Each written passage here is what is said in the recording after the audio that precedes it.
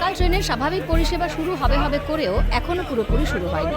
বাধ্য হয়ে যাত্রীদের একাংশ স্টাফ স্পেশাল ট্রেনে চেপেই যাতায়াত করছেন, কিন্তু সেই ট্রেনেও গাদাগাদি ভিড়।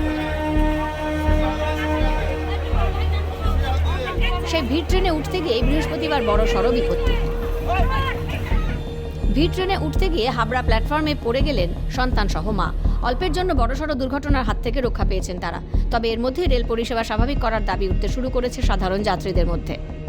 শতাংশ যাত্রী নিয়ে কি করে সম্ভব? যেই লোকগুলো উঠতে পারবে উঠে গেল, যেই লোকগুলো উঠতে পারবে না তখন তো তারা অবরোধ করবে। কি সামাজিক দূরত্ব মানা সম্ভব হচ্ছে?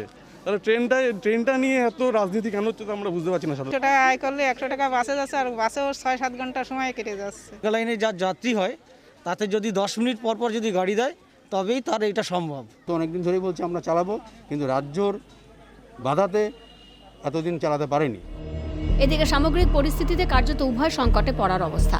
ট্রেনে গাদাগাদি ভিড় হলে করোনা সংক্রমণ ছড়ানোর আশঙ্কা। অন্যদিকে ট্রেন পরিষেবা এখনো স্বাভাবিক না হওয়ায় সাধারণ বাসিন্দারা ভয়াবহ সংকটে পড়ে গিয়েছেন। মন্ত্রী বা যারা অফিসার আছেন তাদের একদিন এই সমস্ত ট্রেন বা বাসের মধ্যে একটু তুলে দিন, তাদের দেখবেন সমস্ত সমস্যা মিটে যাবে। এবার স্বাস্থ্যবিধি মেনে অবিলম্বে লোকাল ট্রেন চালানোর দাবিতে শিয়ালদা দক্ষিণ শাখার দক্ষিণ বারাসত স্টেশনে স্পেশাল স্টাফ ট্রেন আটকে বিক্ষোভ দেখালেন সিপিআইএমের শ্রমিক ও যুব সংগঠনের নেতাকর্মীরা।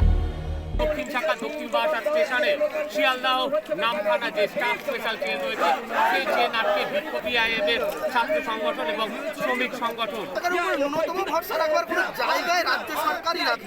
পরিচারিকারা বলুন, দোকান কর্মচারী বলুন, হকার বলুন, ভ্যান চালক বলুন, টোটো চালক বলুন, অটো চালক বলুন, তারা আজকের অত্যন্ত কষ্টের মধ্যে দিন যাপন করছে।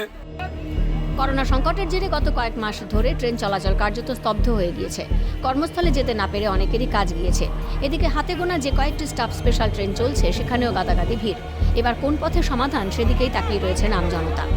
উত্তর 24 পরগনা থেকে দেবকুমার দে ও দক্ষিণ 24 পরগনা থেকে তমাল সরকারের রিপোর্ট, ক্যালকাটা টেলিভিশন নেটওয়ার্ক।